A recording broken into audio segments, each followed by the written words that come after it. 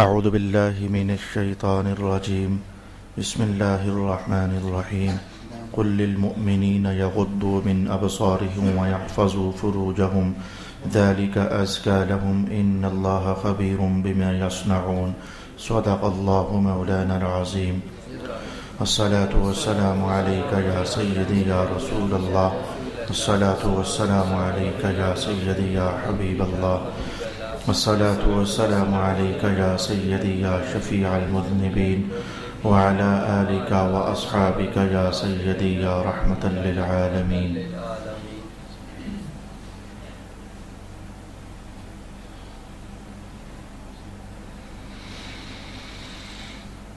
رب کائنات نے ارشاد فرمایا کہ محبوب ارشاد فرمائے ایمان والے مردوں کو وہ اپنی نظریں نیچی رکھا کریں اور اپنی شرمگاہوں کی حفاظت کیا کریں، اس میں ان کے لیے بڑی طہارت نفسی ہے اور اس میں ان کے لیے تزکیہ نفس ہے۔ اس آیت شریفہ پر گزشتہ نشست میں نے اپنے تمام مسلمان بھائیوں کو خاص کر کے مردوں کو مخاطب کرتے ہوئے رسول پاک علیہ الصلوۃ والسلام کی تعلیمات سے آگاہی دی تھی، اور لگتا ہے کہ مجھے کچھ اور کہنا ہے۔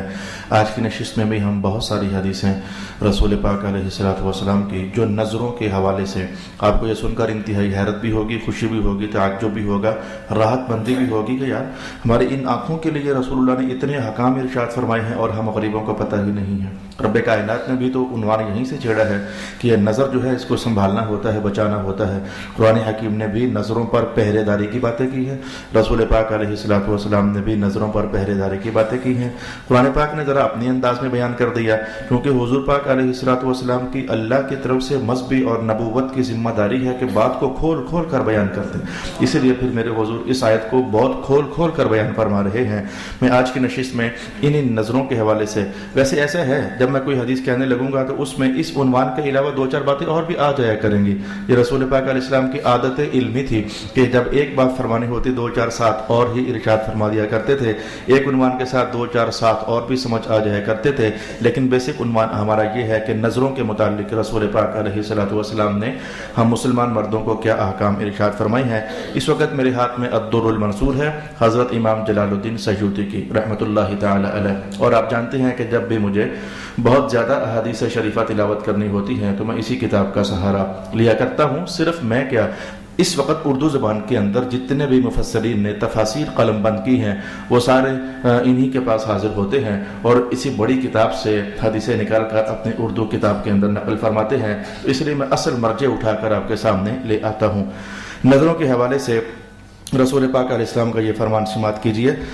یہ حدیث میں نے پہلے بھی کئی بار کہیں نہ کہیں آپ کو سنائی ہوئی ہے، لیکن آج اپنے عنوان کی مجبوری اور ذمہ داری کے حوالے سے پھر کہنے لگا ہوں۔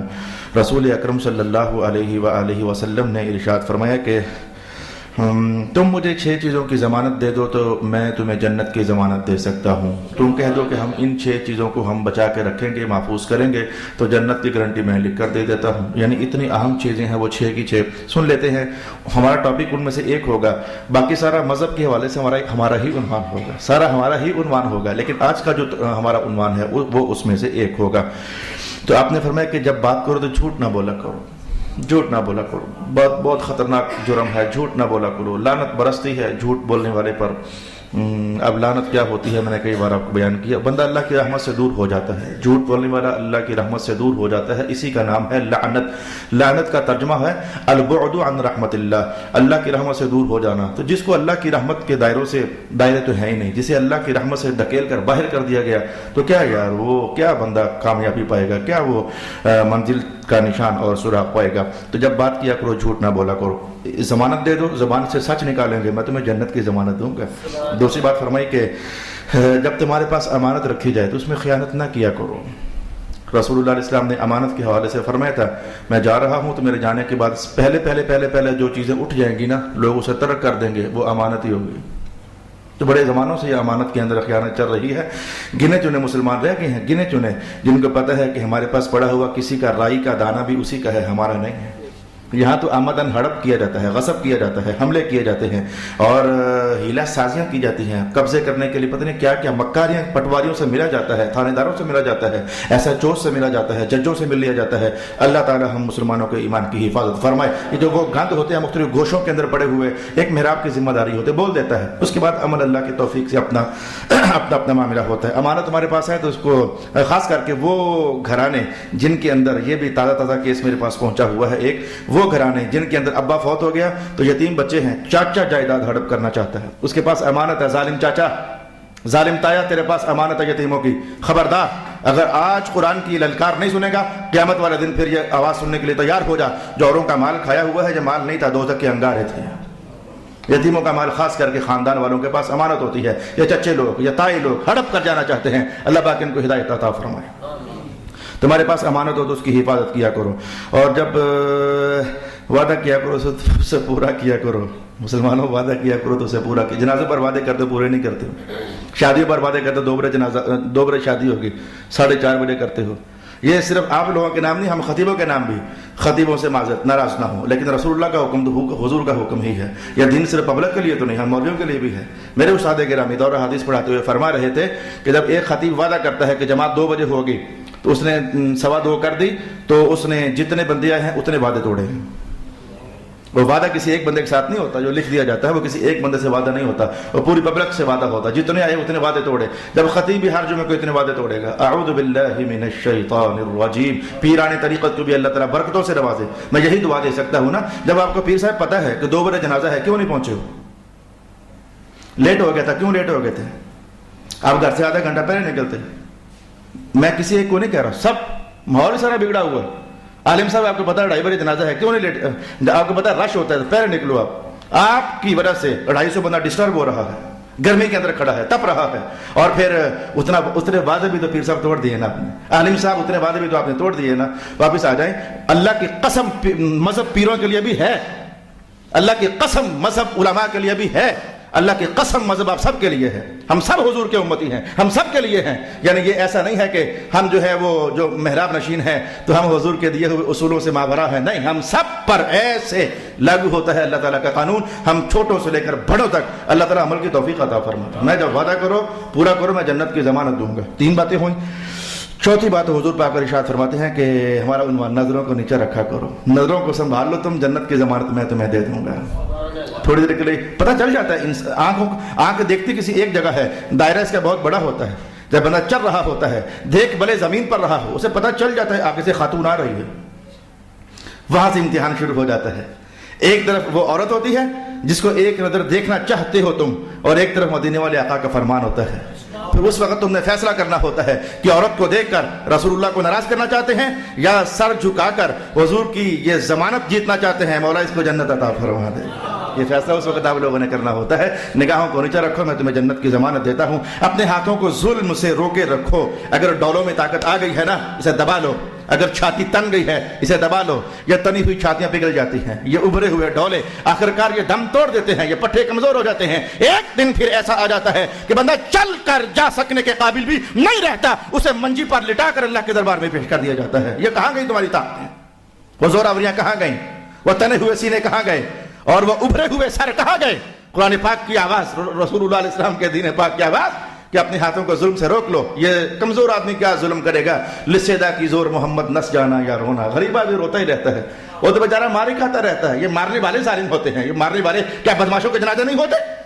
ہوئے ہیں کیا؟ ظالموں کے جنازے آپ نے نہیں دیکھے ہیں کیا؟ انہیں بھی آپ نے انہی چارپائی پر جاتے ہوئے نہیں دیکھا ہے، لیکن کیا فائدہ؟ اس وقت پڑ گئے سجدے میں جب وقت قیام آیا، اب سنبھلنا ہے، اب بچنا ہے، اب اپنی زور بازو کو سنبھالنا ہے، اب اپنی تنی ہوئی چھاتی کو سکیڑ لینا ہے رسول اللہ کے حکم کے سامنے۔ بچوں کو بھی خاص کر کے حیا آنی چاہیے اپنے والدین کے معاملے میں۔ کیا ہوا جو تو جوان ہو گیا؟ کل تک یہ بھی جوان تھا جو آج بوڑھا ہو چکا ہے۔ کیا ہو گیا تیرے بازو میں زور آ گیا؟ کل تک اس کے بازو کے اندر بھی بہت زور ہوا کرتا تھا، اور آنے والا کل پھر تیری تاریخ دہرا دے گا اور پھر تو کمزور ہو جائے گا، کھانسے گا، تجھے شاید وہ سیرپ پلانے کے لیے چمچ ہاتھ میں پکڑنا مشکل ہو جائے۔ صلی اللہ علیہ حبیبہ محمد وآلہ وسلم۔ اچھا، تو 5 باتیں ہوئیں، اور چھٹی بات آپ نے فرمائی کہ اپنی شرمگاہوں کی حفاظت کرو۔ 2 ہمارے عنوان سے ریلیٹڈ ہوئیں، آنکھوں کو بچانا، شرمگاہ کو بچانا۔ حدیث پوری ہوئی، مجھے اگلی حدیث کی طرف بڑھنا ہے۔ ہاں اللہ اکبر اللہ اکبر اللہ اکبر. ہم میں سے کون ہے جو ایسا نہیں ہے؟ نماز پڑھتے ہیں مزہ آتا ہے؟ کوئی آتا بھی ہوگا 2 4 5 10 کو. اللہ کرے گا ہم سب کو نمازوں کا مزہ آتا ہے. نماز پڑھتے ہیں کوئی لذت آتی ہے. اور نماز میں لذت لانے کا راز رسول اللہ کے زبان اقدس سے سنتے ہیں. سرکار دو عالم علیہ السلام فرماتے ہیں جو آدمی عورت کو پہلی نظر سے دیکھتا ہے، پڑ گئی نظر، دیکھتا ہے یعنی پڑ گئی نظر، پھر آنکھ بند کر لیتا ہے، رسول اللہ نے منع فرمایا ہے، پھر آنکھ بند کر لیتا ہے، تو رسول اللہ علیہ السلام نے فرمایا اللہ اس کے لیے ایسی عبادت پیدا کرتا ہے جس کی مٹھاس وہ اپنے دل میں محسوس کرتا ہے. یعنی اب کی جو عبادت ہوگی اس میں اللہ ایسے مٹھاس اور لذت پیدا فرمائے گا جو اس کی آنکھ اس کے دل کے اندر محسوس ہوگی باقاعدہ. حدیث نمبر 2 میں نے جلدی سے کہہ دی، عنوان آنکھ ہی ہے میرے دوست. نتائج الگ الگ بیان فرما رہے ہیں رسول اللہ علیہ السلام، سٹائل الگ الگ بیان کر رہے ہیں. یعنی یوں سمجھو شیطان کے آنے کے ہزاروں راستے ہیں. میرے حضور کبھی یہ راستہ کلک کرتے ہیں، کبھی یہ راستہ کلک کرتے ہیں، کبھی یہ راستہ کلک کرتے ہیں، کبھی یہ راستہ کلک کرتے ہیں. حدیث نمبر 3 آج کی نشست میں کہنا چاہوں گا، رسول پاک یہ حدیث اتفاق ایسا ہو گیا کہ رات کے درس قرآن میں بھی آئی. رسول پاک علیہ السلام نے فرمایا کچھ لوگ ہوتے ہیں ان کی آنکھیں بھی زنا کر لیتی ہیں، کچھ لوگ ہوتے ہیں ان کی زبانیں زنا کر لیتی ہیں، کچھ لوگ ہوتے ہیں جن کے کان زنا کر لیتے ہیں، کچھ لوگ ہوتے ہیں جن کے ہاتھ زنا کر لیتے ہیں، اور کچھ لوگ بیچارے پھر ایسے ہوتے ہیں کہ جن کی شرمگاہیں بھی زنا کر لیتی ہیں. اعلیٰ ترین درجے کا جرم تو وہی ہوا جہاں حد جاری ہوتی ہے، لیکن اس سے نیچے نیچے نیچے نیچے بھی کسی کام کو یہی کہہ دینا کہ یہ زنا ہے، یہ کوئی عزت تو نہیں ہے، یہ کوئی خراج تحسین تو نہیں ہے. جس نے بیگانی بیٹیاں دیکھی یہ نظروں کا زنا ہو گیا. جس نے غلط باتیں، شہوات پر مبنی باتیں، ہیجان انگیزی پر مبنی باتیں سنی، اس نے کانوں کا زنا کر لیا. جس نے ہاتھوں سے کوئی لمس ٹچ وچ کیا اس نے ہاتھوں کا زنا کر لیا. اور جس نے پاؤں سے چل کر کسی، یہ ڈیٹنگ کرتے ہو نوجوانوں، اللہ تمہیں ہدایت دے، اور تمہیں کچھ نہیں کہتا، ڈیٹوں پر بھاگتے ہو، دفع ہوتے ہو، ظالموں، یہ پاؤں کا زنا ہے. کون تمہیں بتائے گا؟ تمہارے ابا تمہیں بتا نہیں رہے، انہیں آتا نہیں ہے. تمہارے اسکولوں کے ٹیچر تمہیں بتا نہیں رہے، انہیں آتا نہیں ہے. اگر آتی ہے تو تم اس دن ہوتے نہیں ہو. اللہ کے گھر میں آئے ہو تو سنو پھر، یہ پاؤں کا زنا ہے. آنکھوں کا زنا، ہاتھوں کا زنا، پاؤں کا زنا. اور یہ کیا ہوتا ہے پاؤں کا زنا؟ کعبہ شریف کی طرف جانا تو پاؤں کا زنا نہیں ہے نا، مسجد کی طرف آنا تو پاؤں کا زنا نہیں ہے نا. یہ بیگانی عورتوں کے ساتھ ڈیٹنگ مارنے جاتے ہو، یہ پاؤں کا زنا ہے. اب میں بھی یہ صاف سی بات، مجھے اللہ کا فضل میں صاف کہہ دیتا ہوں، مجھے خطابت کا شوق ہی نہیں ہے، تقریروں کا شوق ہی نہیں کہ مولوی صاحب کو صحیح تقریر کرنی نہیں آتی. مجھے اتنا شوق ہے کہ اے اللہ تیری باتیں اپنے بھائیوں تک پہنچا دو، بس بات ختم ہو گئی. نعرہ مارتے ہو تو مارو، نہیں مارتے تو نہ مارو. سبحان اللہ کہتے ہو تو کہو، نہیں کہتے تو نہ کہو. مجھے اس سے رغبت ہی نہیں. اللہ کا بڑا فضل، اللہ پاک نے میرے دل کو ان باتوں سے پاک کر دیا. شوق نہیں ہوتا کہ جوش مارو، زور مارو، کوئی غرض ہی نہیں ہے. آواز آئے کہ نہ آئے، بھائی اللہ کی بات سنو. سونے حضور میں پاؤں کا، کچھ لوگ پاؤں کا زنا کر لیتے ہیں. اب سمجھ آ گئی نا، یہ ہمارا نوجوان آج کتنا کو طاہر، کتنا کو پاک، کتنا کو صاف، کتنا کو مزکی ہے. ہر باپ کو پتہ کہ میرے بیٹے کا حال کیا ہے. نمازوں کے لیے اٹھنا نصیب نہیں ہے، مسجد میں پہنچنا نصیب نہیں ہے، اور غلط کام ہر جگہ پہنچنا نصیب ہے. اور پھر آپ نے فرمایا کہ پھر شرمگاہ جو ہے یہ تصدیق کر دیتی ہے. لا حول ولا قوت الا باللہ العلی العظیم. رسول پاک علیہ الصلوۃ والسلام کا اگلا فرمان سنیں. آپ نے فرمایا کہ نظر، شیطان جو تیر استعمال کرتا ہے بندوں کو گمراہ کرنے کے لیے، ان میں سے نظر پہلا تیر ہے. اور صرف تیر نہیں، فرمایا زہریلا تیر ہے. یہ پرانے زمانے میں بندے کو جلدی مارنا ہوتا نا تو تیر آگے سے وہ نوک انی تیز کر کے تو اسے زہر کے اندر ڈبو لیتے تھے. اب جب وہ تیر لگتا تھا، جسم چھدتا تھا اور اندر داخل ہوتا تھا تو صرف زخم نہیں، وہ زہر بھی ساتھ پیوست ہو جاتا، بندہ جلدی مر جاتا. تو رسول اللہ علیہ السلام نے یہ فرما کر کہ نظر شیطان کے تیروں میں سے زہریلا تیر ہے. مانا کیا ہوا کہ نظر سے گناہ ہوتا ہے، بندہ گرتا ہے، دوزخ سے قریب ہوتا ہے، پر صرف اتنا ہی نہیں بلکہ بہت جلد قریب ہو جاتا ہے. زہریلے کا لفظ استعمال کر کے رسول پاک علیہ السلام نے فرمایا کہ بہت جلد بندہ دوزخ سے قریب ہو جاتا ہے، بہت جلد بندہ اللہ کے غضب سے قریب ہو جاتا ہے. یہ زہریلا تیر ہوتا ہے. جو اللہ تعالیٰ کے ڈر سے اس تیر کو اپنے اندر نہیں لگنے دیتا ہے، پیچھے جاتا کہ اللہ اس میں ایسی عبادت پیدا کرتا ہے. لیکن یہاں ایک اور جزا حضور نے فرمائی، اللہ اسے ایسا ایمان عطا فرماتا ہے جو ایمان اسے بڑا میٹھا لگنے لگ جاتا ہے.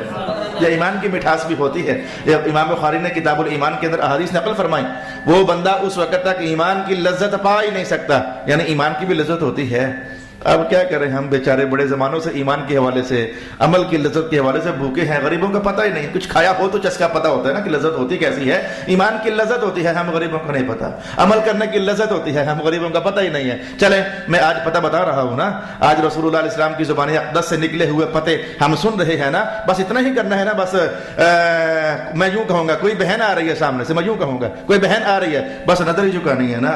پھر دیکھنا اللہ ایمان کی لذت بھی محسوس کروائے گا، عمل کی لذت بھی تمہیں محسوس کروائے گا.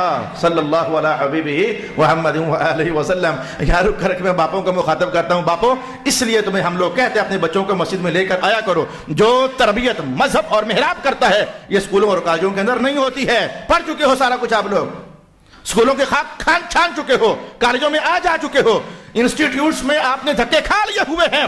لیکن اللہ کے گھر میں آنے والا آدھا گھنٹہ اور ادھر کے کئی سال، یہ آدھا گھنٹہ بھاری ہے، کیونکہ یہ تمہیں جنت سے قریب کرنے والا ہے، یہ تمہیں اللہ کی رحمت سے قریب کرنے والا ہے. محراب تمہارے بچوں کو دھوتا ہے، محراب تمہارے بچوں کو ستھرا کرتا ہے، محراب تمہارے بچوں کو انسانیت بتاتا ہے. آؤ پلٹو محراب کی طرف، محراب سے فراموش نہ ہو، وہ محراب کو اگنور نہ کرو. میرے استاد اکرام ایک جملہ دکھ اور محبت بڑے انداز میں کہا کرتے تھے، دونوں کو ملا کر.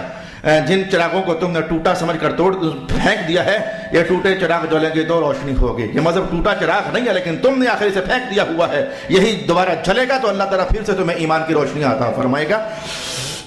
قیامت والا دن ہوگا. اگلی حدیث، کیونکہ مجھے جلدی سی حدیثیں کہنی ہے تاکہ زیادہ وزٹ کریں ہم مذہب. رسول اللہ علیہ السلام نے فرمایا قیامت والا دن آنکھیں رو رہی ہوں گی. البتہ 3 بندوں کی آنکھیں نہیں روئیں گی.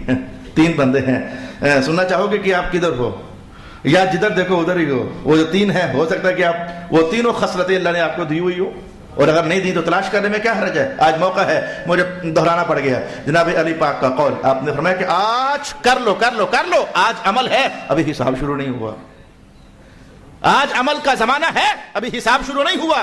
جب حساب شروع ہو گیا پھر عمل ختم ہو جائے گا. پھر تم کچھ کر نہیں سکو گے. پھر تم چاہو گے کہ ہم کچھ کر کے لے آتے، لیکن پھر تم کچھ کر نہیں سکو گے. آج موقع باقی ہے. تو رسول اللہ علیہ السلام نے فرمایا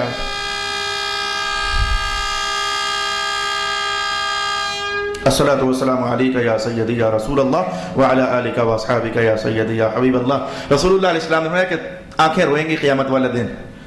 ظاہر جرم کیے ہوں گے، لیکن 3 آنکھوں کو اللہ نہیں رولائے گا، وہ نہیں روئیں گی. وہ 3 آنکھیں کون سی ہیں میں نے آپ کو یہ بتانی. وہ 3 آنکھیں نہیں روئیں گی. آپ نے فرمایا کہ ایک تو وہ جو اللہ کی حرام کی ہوئی چیزوں سے بند ہی رہا کرتی تھی. حرام تھا، منع تھا نہیں دیکھنا، وہ بس آنکھ بند ہی رہا کرتی تھی، نہیں اٹھتی تھی ادھر. باقی روئیں گی پر یہ نہیں رہے گی. قیامت والے دن یہ نہیں رہے گی. اچھا، دوسری بات فرمائی کہ وہ آنکھ جو اللہ کی راہ میں بیدار رہی، وہ آنکھ مجاہد کی آنکھ مراد ہے. یا حدیث کا دوسرا قول، یہ جو لوگ شب بیدار ہوتے ہیں وہ آنکھیں بھی مراد ہیں. جو آنکھ اللہ کے راستے میں بیدار رہی. اور تیسری آنکھ حضور فرماتے ہیں کہ جو نہیں روئے گی قیامت والے دن. اس نے ادھر جو رو لیا تھا حضور کون سی؟ میں وہ اللہ کے ڈر سے روئی اور مچھر اور مکھی کے سر کے برابر اتھرو آ گیا. وہ بھی قیامت والے دن نہیں روئے گی. یہ 3 طرح کے لوگ ہیں جنہیں اللہ تعالیٰ مسکرا کے رکھے گا، جنہیں اللہ تعالیٰ خوشحالی میں رکھے گا. ورنہ آنکھیں رو رہی ہوں گی، افسوس کر رہی ہوں گی، درد سجا رہی ہوں گی. اے کاش ہم کچھ کر لیتے، اے کاش ہم اپنے بچاؤ کا کچھ اہتمام کر لیتے. یہ حدیث بھی میں نے آپ کی خدمت کے بیان کر دی. مجھے پتہ ہے میرے بھائی، میں ایک دم سے بہت ساری حدیثیں کہہ رہا ہوں، ایک دم سے شاید یاد بھی نہ رہ سکیں. اللہ تعالیٰ بھلا کرے نوید صاحب کا انہوں نے ریکارڈنگ کر دی. تو اگر کوئی درد ہو کہ میں 2 4 5 یہ حدیثیں 7 8 10 15 مرتبہ سن لوں، یار میرا کچھ ٹھیک ہو جائے نظام، ریکارڈنگ لے کر سن سکتے ہو، وہ حدیثیں یاد کر سکتے ہو. میں جلدی سے حدیث نمبر اگلی کہنا چاہوں گا. جناب ابا، بڑی اہم بات، آہستہ کہنے لگا ہوں، سپیڈ سلو کرنے لگا ہوں. حضرت ابن عباس رضی اللہ تعالی عنہ ارشاد فرماتے ہیں مرد میں 3 جگہیں، عورت میں 3 جگہیں. توجہ کے ساتھ سن جائیں. مرد میں 3 جگہیں، عورت میں 3 جگہیں جہاں شیطان بیٹھتا ہے. تو شیطان کے بیٹھنے کا معنی شرارتیں ہی ہوتا ہے، فتنہ ہی ہوتا ہے، وسوسے اندازے ہی ہوتا ہے. مرد میں شیطان 3 جگہ بیٹھتا ہے، عورت میں بھی شیطان 3 جگہ بیٹھتا ہے. سن لے 3 جگہ کون سی ہیں. رسول اللہ علیہ السلام نے فرمایا کہ مرد کی آنکھ میں شیطان بیٹھتا ہے. یہ وبا تو پورے ملک کے اندر پھیلی ہوئی ہے. مرد کی آنکھ میں شیطان بیٹھتا ہے. اس لیے میں دوسری حدیث ابھی ساتھ جوڑ دیتا ہوں. رسول اللہ علیہ السلام نے فرمایا کہ جب کوئی عورت باہر نکلتی ہے تو استشرفہ الشیطان، تو شیطان اس کو دیکھتا ہے. مانا کیا تھا؟ دیکھنے والا شیطان ہے، کیونکہ نظر میں شیطان ہے. اب وہ حدیث جلدی سمجھ آ گئی ہوگی، وہاں جا کر مجھے یہ توضیحی کلمات نہیں کہنے پڑیں گے. استشرفہ الشیطان، ویسے استشرفہ کون ہوتا ہے؟ غور سے دیکھنا. تو غور سے دیکھتا ہے، اس کو جائزہ لیتا ہے، اس کا شیطان ہوتا ہے، کردار کا شیطان ہوتا ہے وہ. تو فرمایا کہ مرد کی 3 جگہوں پر شیطان بیٹھتا ہے: آنکھ، دل. خیالات آتے ہیں پھر، اچھا جو بھی خیالات، اب میں کیا یہاں وہ خیالات گندے آپ کے سامنے لاؤں. خیالات آتے ہیں دلوں کے اندر، دیکھنے پر خیال آتے ہیں. نہیں دیکھا خیال نہیں آیا. تیلی لگائی آگ لگ گئی، نہیں لگائی نہیں لگی، بات ختم. جلدی بات سمجھ آنے والی. دیکھ لیا خیال آئے گا، نہیں دیکھا خیال نہیں آئے گا. شیطان آنکھ میں بیٹھتا ہے مرد کی، شیطان دل میں بیٹھتا ہے مرد کی، اور شیطان پھر شرمگاہ میں بیٹھتا ہے مرد کی. اچھا عورتوں کے معاملے میں رسول اللہ کا فرمان عالی شان، عورت کی بھی آنکھ میں بیٹھتا ہے. اس لیے تو عورت کو بھی کہا گیا مت دیکھ، تو بھی نظر جھکا کر چل. قل للمؤمنات یغضضن من ابصارهن، عورتوں کو محبوب حکم فرمائیں نظریں جھکائیں. تو آنکھ مرد کی ہو یا عورت کی، دونوں پر شیطان بیٹھتا ہے. نمبر 2، عورت کے دل میں بھی شیطان بیٹھتا ہے. اور نمبر 3 پر فرمایا کہ عورت کے حفظ پر شیطان بیٹھتا ہے. یہ انسان کے پیچھے جو گدی اللہ پاک نے بیٹھنے کے لیے لگائی، یہاں شیطان بیٹھتا ہے.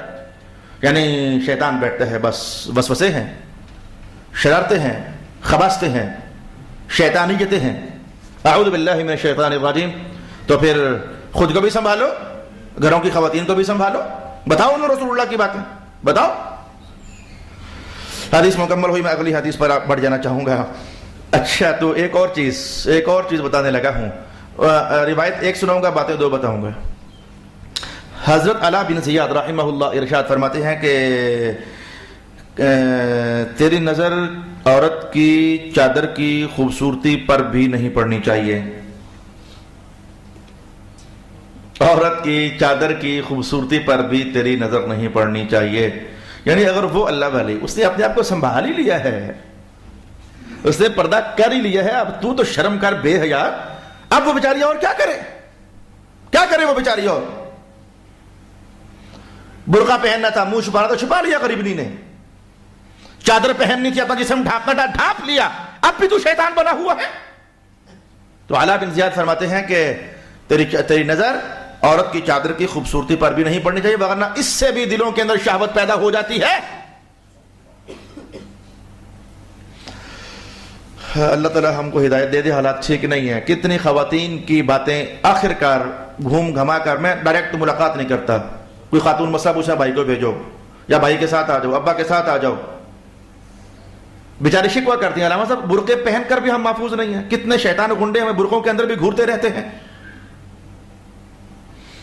ایک حدیث کہنے لگا ہوں، اور یہاں لکھی ہوئی نہیں ہے، کسی اور جگہ سے اللہ پاک نے دل میں ڈال دی. امام جلال الدین سیوطی نے یہاں نہیں، جامع الاحادیث کے اندر لکھی ہوئی ہے. سن لو ویرو، بہنوں کے ویرو، بیٹیوں کی ابو، سن لو حدیث. رسول اللہ علیہ السلام فرماتے ہیں کہ عورتوں کی عزت کی حفاظت کرو، اللہ تمہاری عورتوں کی عزت کی حفاظت کرے گا. وہاں سمجھ آ گیا؟ ویرو، اوروں کی بہنیں دیکھتے ہو تو پھر کیا تم سمجھتے ہو کہ تمہاری بہنیں محفوظ رہیں گی؟ نوجوان باپو، جب تم اوروں کی بیٹیاں دیکھو کہ تمہاری بیٹیاں محفوظ رہیں گی کیا؟ رسول اللہ کی یہ بات اتنی مشکل تو نہیں کہ سمجھنا آئے. عورتوں کی عزت کی حفاظت کرو، تمہاری عورتوں کی عزت کی اللہ خود ہی حفاظت فرما دے گا. اللہ بچائے گا انہیں، اللہ محفوظ فرمائے گا. میرے خیال میں بہت بڑا حصار ہے. ہر باپ جو بیٹیوں والا ہے اسے دل تو کرتا ہے مولا میری بیٹی محفوظ رہے. ہر ویر کا دل تو کرتا ہے میری بہن محفوظ رہے مولا، ماحول کی شیطانیت سے محفوظ ہے. کون بھائی ہے جو نہیں چاہتا، کون باپ ہے جو نہیں چاہتا کہ میری بیٹی میری بہن محفوظ رہے؟ تو آؤ میں کہتا ہوں شاید میں اور آپ نہ بچا سکیں، اپنی بہنوں کو اپنی بیٹیوں کو اٹھا کر اللہ کی حفاظت میں دوں، اللہ بچانا جانتا ہے. لیکن اس کا طریقہ یہ ہے کہ اپنی آنکھ کو سنبھالنا ہوگا. اس کا طریقہ یہ ہے میرے چاند میرے سونے، اس کا طریقہ یہ ہے کہ آنکھ کو جھکانا پڑے گا. آنکھ جھکا لو گے تو آٹومیٹکلی ہماری بیٹیاں اللہ کی حفاظت میں گئیں. آنکھ جھکے گی تو آٹومیٹکلی ہماری بیویاں اللہ کی حفاظت میں گئیں. آنکھ جھکے گی تو ہماری بہنیں آٹومیٹکلی اللہ کی حفاظت میں گئیں. اللہ اکبر. تو میں نے کہا دوسری بات بھی ساتھ بتاؤں گا. اس سے سمجھ آتی ہے کہ عورت خوبصورت چادر ویسے پہن سکتی ہے، نہ پہنے لیکن اگر پہننا چاہے تو پہن سکتی ہے. اس کا معنی یہ ہوا کہ عورت خوبصورت برقع پہننا چاہے تو پہن سکتی ہے، تبھی تو کہا کہ اس کے برقعے کی خوبصورتی پر بھی تو نہ دیکھ، پہن سکتی ہے، نہ پہننا چاہے تو نہ پہنے۔ ہمارے قدیم علماء تو چونکہ وہ تقوی میں بہت آگے تھے، دیکھو ایک شے ہوتی ہے فتویٰ، ایک ہوتی ہے تقویٰ تو فتوے سے بھی اعلیٰ درجے کی شے ہوتی ہے نا۔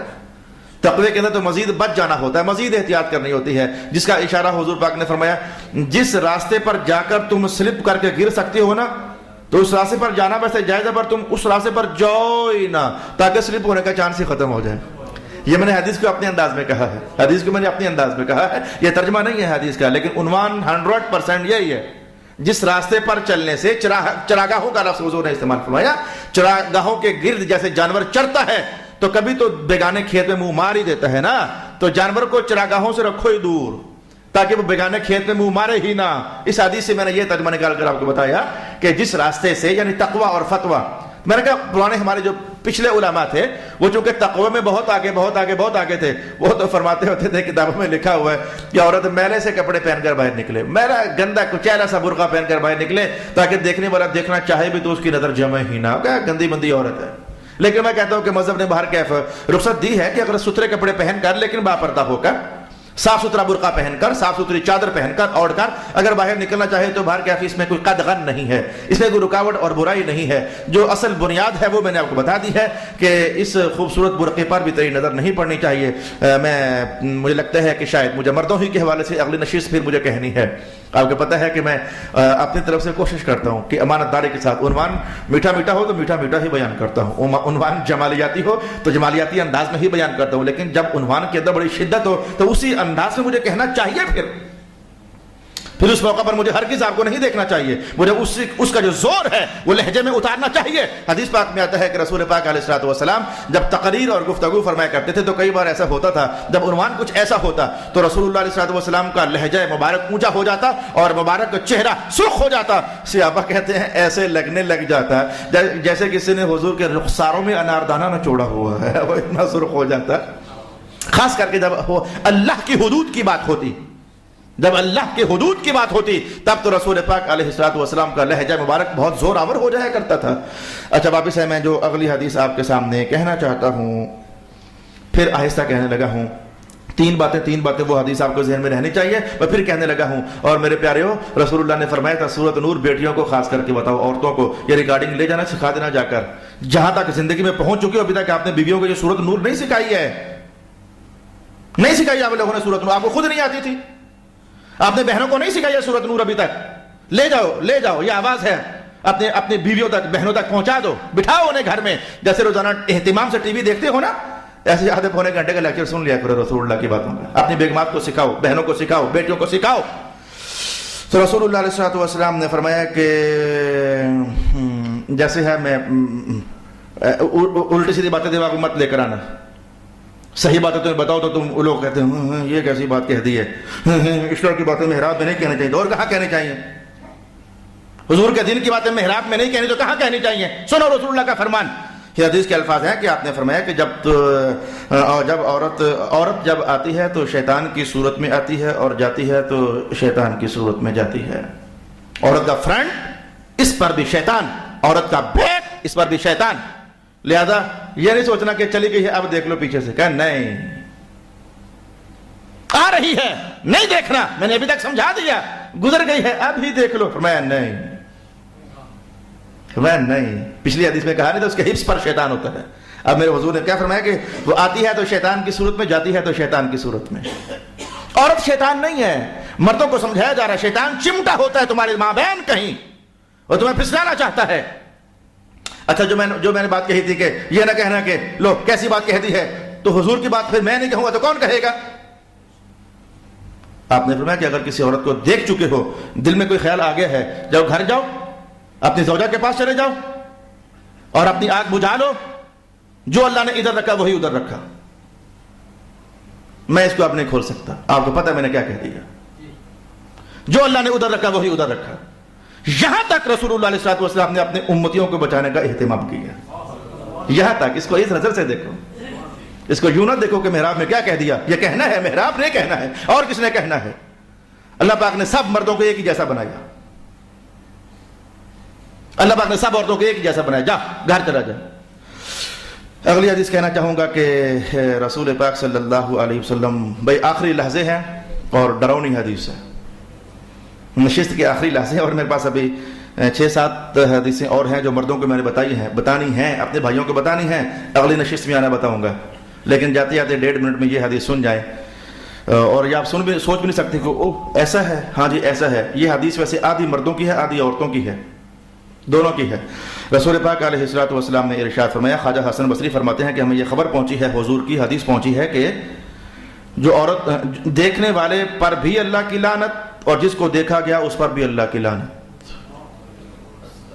حدیث ایک دم سے نہیں سمجھ آنے والی. دیکھنے والے پر اللہ کی لعنت, بات سمجھ آ گئی. خام خواہ شیطانی کام کر رہا ہے, یہ فوراً بات سمجھ آ گئی. جس کو دیکھا گیا اس پر بھی اللہ کی لعنت. محدثین کا معنی یہ ہے وہ اس روپ میں نکلی تھی تو ہی دیکھا گیا ہے نا.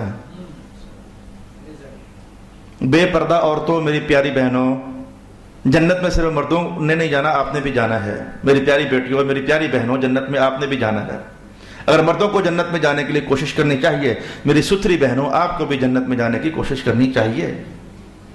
بے پردہ ہو کر نکلو گی تو آپ نے بندوبست کر دیا, دیکھو مجھے. میک اپ سجا کر نکلو گی, بازاروں میں جاؤ گی تو پھر ہی کوئی دیکھے گا نا. جو اپنے آپ کو چھپا کر آئی ہے اسے کوئی دیکھنا چاہے بھی تو کیا دیکھے گا, نہیں دیکھ سکتا. اب کیا حضور کا فرمان بھی آپ کو اچھا نہیں لگے گا مردوں اور عورتوں؟ کیا اپنے نبی کی باتیں بھی آپ کو اچھی نہیں لگیں گی؟ اگر مولوی صاحب کہتے تو آپ کہتے یہ پرانے لوگ ہیں, کہ رسول اللہ کو پرانا کہتے ہو کیا ابھی تم لوگ؟ اگر صرف محراب نشین کہتا تو تم کہہ دیتے اور کہہ دیتی مولویوں کی باتیں ہیں, کیا رسول اللہ کی باتوں کو بھی یہ کہہ کر اگنور کر دو گے؟ جنت میں لے جانے والی باتوں کو یہ کہہ کر چھوڑ دو گے یہ مولویوں کی باتیں ہیں؟ اللہ کی قسم, مولوی کون ہوتا ہے کہنے والا؟ یہ ہمارے سب کے سرکار کی باتیں ہیں, ہمارے آقا کی باتیں ہیں. رسول اللہ چاہتے ہیں کہ میرے مرد امتی بھی جنت میں جائیں اور میری خواتین امتی بھی جنت میں جائیں. کہا دیکھنے والے پر بھی اللہ کی لعنت, جس کو دیکھا گیا اس پر بھی اللہ کی لعنت. دیکھنے والے کا عنوان سمجھ آ گیا, اور جس کو دیکھا گیا وہ اس حالت میں آئی کیوں کہ اسے دیکھا جائے. وآخر دعوانا الحمد للہ رب العالمین.